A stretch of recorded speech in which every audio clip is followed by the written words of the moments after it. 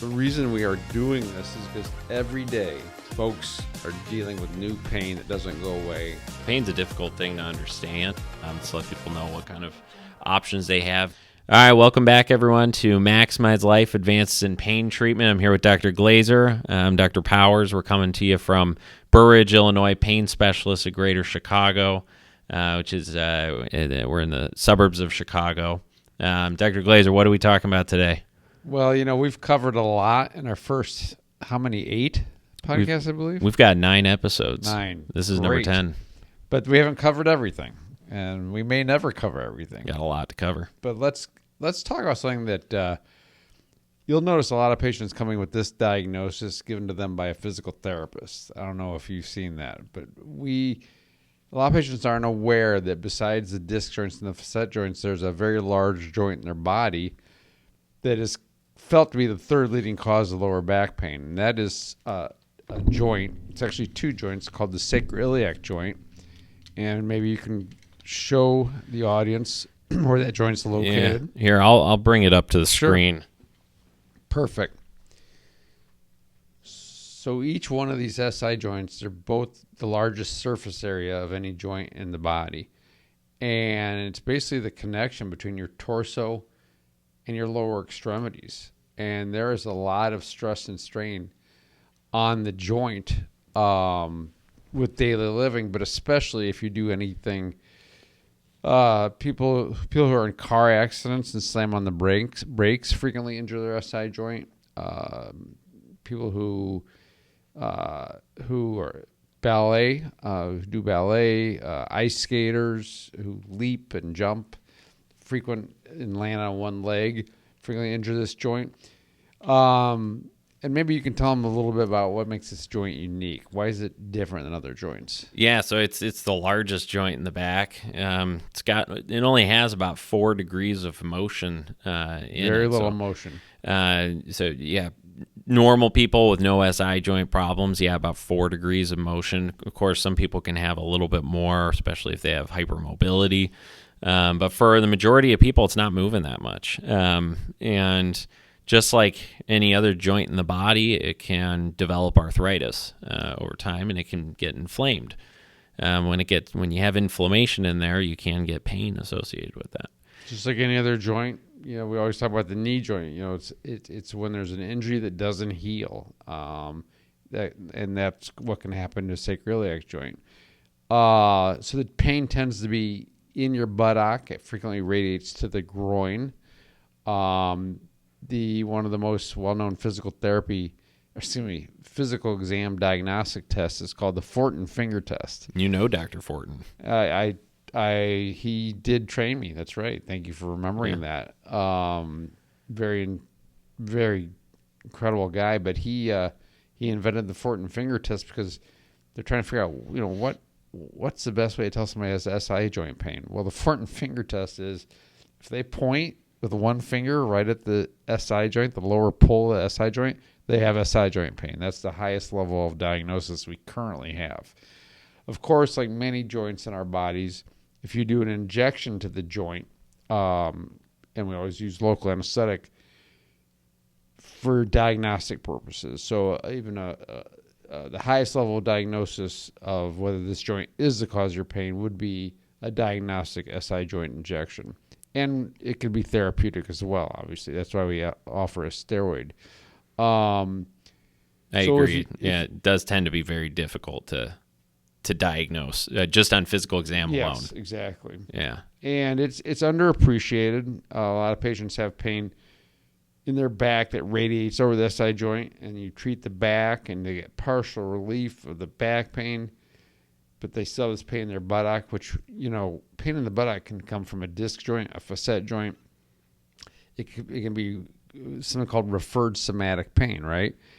Or it can be from nerve inflammation. It could be like radicular pain. So when you have pain in your buttock, it's not automatically SI joint pain, but certainly is suspicious. And sorry. I was just going to say, if you rule out other causes, then certainly you'd want to treat the SI joint. Maybe you'd like to talk about the treatment options. Yeah, and I'll just add too to that. The other confusing part for people about SI joint pain is it can radiate down the leg. It usually does not pass the knee, although I've seen patients who have pain that radiates past their knee. You treat the SI joint, it gets better. So I think this kind of goes with everything in this field. Exactly. Not everyone follows the textbook. Most people do not follow the textbook. It's so true. I mean, I immediately think of all these anecdotes I've had over the years of people who had surgery on their knee or their hip, and then it turns out they have a back problem. Yeah. I mean, Yeah. and then I remember another guy. He was sent to me by an orthopedic group doctor and said, give this, I think he needs a SI joint injection. And he had this pain over the SI joint. But then I talked to the guy. He goes, well, it all started when I was swinging a golf club and I felt a pop in the middle of my back. And I go, well, do you have pain in your lower back and lumbar spine? No. I just feel it down here over my buttock. And I go, but it started there. And then I actually pressed in the lumbar spine. And he goes, oh man, I'm tender there. So he was only feeling the pain in the buttock, but the pain was coming from his lower back. And we actually got an MRI, and he had you can't usually see this, but he had actually one facet joint that had fluid in it. He'd injured a facet joint, and we injected that even though he had no pain. That facet joint was. We injected the facet joint and took away his pain in his buttock. Wow. Anyhow, we all have anecdotes like that. Yeah. Well, we're going to talk about treatments of SI joint pain. I'm sorry. By far, no. Thanks for the. I think these stories though are some of the most interesting part about this podcast, and I think that that's really, and the audience can tell us otherwise, but I think that's what people like to hear, because these personal stories. Yeah, no. Of course, we're going to talk about the treatments and the the pathology behind some of these pain conditions, but I think people like to hear these stories. That's an excellent point. I mean, we want to make the science accessible for everybody, but yeah, after all these years, all these patients I've treated, I've got a story about every single pain probably. But go ahead. Yeah. Talk about the treatments. Yeah. So, treatment of SI joint pain, there should always be some type of physical therapy involvement in SI joint pain. That really helps you with body mechanics, improving the pain condition over a long time, preventing a reflare-up of SI joint pain. So I always encourage patients that come in with SI joint pain to make sure that they've either done physical therapy for it, they got some sort of home exercise plan. There's also a lot of things that you can find on YouTube these days for SI joint therapy. And sometimes that's a nice ease in for patients who maybe, they have a busy work schedule. They're not able to do physical therapy 3 times a week. So True. I usually start with, some sort of therapy. Anti-inflammatory medications can be another option. So things like NSAID medications, people think of ibuprofen, naproxen can be helpful. Tylenol can be helpful for this condition. But a lot of the patients that we're seeing have tried some of these things before, Yes. and they're coming to see us for more advanced options. So as you were alluding to before, something that can be diagnostic and therapeutic, and I feel like I say this a lot in clinic, and it really requires explanation. When we call a procedure that we do diagnostic and therapeutic, the diagnostic part is really answering a question. And there are some procedures that we do purely for a diagnostic purpose. So, a person comes in and they've got a very particular pain. We look at their imaging and they've got, let's say, arthritis throughout their spine. We may do a diagnostic procedure to try to isolate what exactly is causing their pain. What joints in the back are causing the pain. So in a very similar way, we could do that with sacroiliac joint pain or suspected SI joint pain. So if we suspect someone has SI joint pain, really the only gold standard way to prove it is by an injection into the SI joint. So injection of local anesthetic is the diagnostic part. If you feel better after that, this pain is coming from your SI joint. That's the way to prove that. And before you move on to other treatments, I want to reiterate how important that is, because this comes up in lawsuits and workers' comp cases. You cannot tell what's causing pain from an MRI. You may have some suspicion, but unless it shows cancer or a fracture or something you didn't expect, you can't just tell looking at MRI what's causing their pain. And that case in point, most common cause of lower back pain is the facet joints. But because the facet joints aren't seen on the MRI as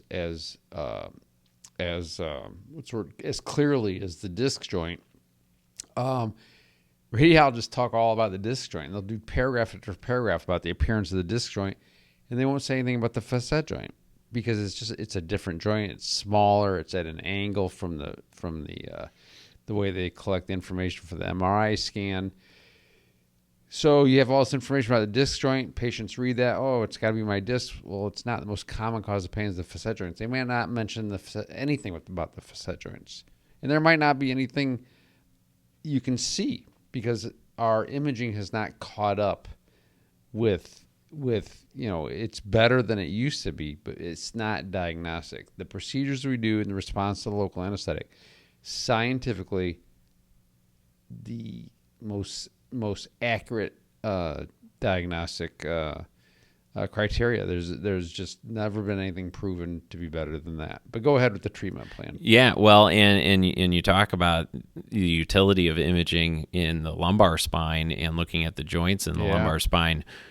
For the SI joint, there's really no imaging that you can do that has been shown to have a good correlation to SI joint pain. There's no utility really in the imaging. Sure, if you've got a very, very arthritic looking SI joint that just happened to be caught on an MRI, could it key you in? Maybe, but I really put no weight on any sort of imaging when I am thinking about SI joint pain. That's right. So the injection, an SI joint injection, I talk about kind of it's a joint. It's a joint just like you have a knee joint, a shoulder joint. We can inject into that joint to provide pain relief. So that injection includes local anesthetic and steroid typically. It's only a very small amount of volume, even less than I put in a knee or a shoulder, because this is a joint that typically does not have much at all in it. 2.5 milliliters, right? Yeah. Well, and now I've even seen some coverage denials if you don't include that you will put less than 2 mLs of fluid into the joint. It's something interesting I've seen. So I've actually started to put in my notes sometimes that I will inject less than 2 mLs. Purely for insurance. It's crazy, but so steroid into the joint can help reduce inflammatory signals in the joint that can result in pain. So SI joint injections can be very beneficial for people. Typically, we want them to last at the very least 3 months, ideally much longer than that. We don't typically like to do more than one injection into the SI joint every 3 months. So you're talking about 4 times a year. There are some people where they maybe get great relief from an SI joint injection, but it just doesn't last. Let's say it lasts for a month and a half. Maybe they have some sort of occupation or some type of social reason why they tend to reflare their SI joint more often than other people. So, in the past, there really wasn't much you could do about that besides for people would have SI joint, invasive SI joint fusions, surgical fusions. Surgical fusions, right. With screws that were placed through basically the ilium or the hip through the sacrum. And that was really the only way that, those were your 2 options. You could get injections, or you could have a very large screw and multiple screws placed through the joint. In the past few years, there have been just an explosion of companies coming out with products for minimally invasive SI joint fusion. And infusion is probably, for some of these companies, even a large statement for what the procedure actually is. In a very similar way that we do injections, we can use a needle in the joint to place bone allograft, which can cause a fusion. By fusion, we mean it stops that motion that happens in the SI joint. There's little movement already, very little movement. Now we're going to try to give it or make it less movement. Make it less movement, yeah. And what I find kind of nice about at least one of the products that we've really looked into is that patients don't need to be non-weight bearing afterwards. And for a lot of SI joint fusions, you do have to be non-weight bearing. So there are products that allow people to continue more or less a normal life after the procedure as well. And the intent of these minimally invasive SI joint fusions is to maintain pain relief past, hopefully well past that 3-month mark that usually is the frequency that you could get SI joint injections. Right, much more permanent. It's much more permanent. Yeah, exactly. And at least this bone allograft doesn't prevent people from, if they need surgery one day, they can have surgery. This is bone allograft in there. This is not metal. Yeah, like a lot of procedures, at least it's not burning a bridge where, one fusion procedures for lumbar spine problems or sacroiliac joint problems, I mean, that's the ultimate, the nuclear bomb. That's when all else has failed. Now we have another procedure that's going to be helping a significant number of patients. Probably not all of them, obviously. Nothing does in medicine, unfortunately, but it's safe and it's unique. And there's different ways to do this fusion. There's a posterior approach and a lateral approach. Am I correct? Yeah, and there's a posterolateral approach. So 45 of these. I think my last count was 45 of these companies. Let's not bore the audience. Yeah, we won't bore. But there's a lot of different options right now, and I think a lot of pain docs right now are also going through this evaluation phase to figure out, what product seems to be the best. And really that just involves us doing our due diligence, looking at the research, looking at, of course, if you could get a non-industry sponsored study, that would be ideal. That's not always the case, but you could still have good studies that help us evaluate what would be the best product for a particular patient. And I'm excited about the fusion devices too, but we did kind of skip over. There is another option short of that, which involves, similar to the facet joints, you can denervate the SI joint. The sensory innervation of the SI joint is pretty well known. It's comes from the L5 dorsal ramus, S1 lateral branch, S2 lateral branch, S3 lateral branch. There's 4 nerves that innervate the SI joint, and insurance companies don't love it, but it's like another thing that we don't have as much science behind as I wish we did. But it certainly has been shown to be helpful for a certain number of patients. Either the nerve block itself, just like facet joints, it's diagnostic. In some patients, therapeutic. If it's diagnostic but not therapeutic, you can try a radiofrequency ablation of these 4 nerves, very similar to the way you treat a facet joint. And I've been doing these for years, and can I guarantee success? No. But a patient, up until the creation of these new fusions, there was no other option for these patients except a major spinal surgeon fusion of the SI joint. So I'm real excited about the fusion devices. There is a step, just to go back and put it all together.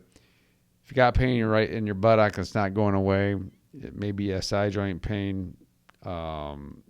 Only way to prove that is with an injection. X-ray guided fluoroscopic injection where we can inject dye and we see the contrast going up into both planes of the joint. And if that doesn't provide long-term relief, there's the nerve blocks and radiofrequency ablation, or fusion. These minimally invasive fusions. It's exciting stuff. Yeah. All right. Anything else you wanted to add about SI joint? No, I pain bet you today? people are falling asleep Yeah, right now. yeah, probably. Well, maybe next time you want to talk about lumbar spinal stenosis. Yeah, I know we talked about the Minuteman, but I think Could talk about mild. right. Yeah. Talk about mild Minuteman, and just the symptoms and what people with spinal stenosis, the kind of things they suffer. Thanks a lot. I appreciate it. Yeah. All right. Thanks, Dr. Glazer. Thank you, everyone, for tuning in. Again, Maximize Life Advances in Pain Treatment. We'll see you in the next episode.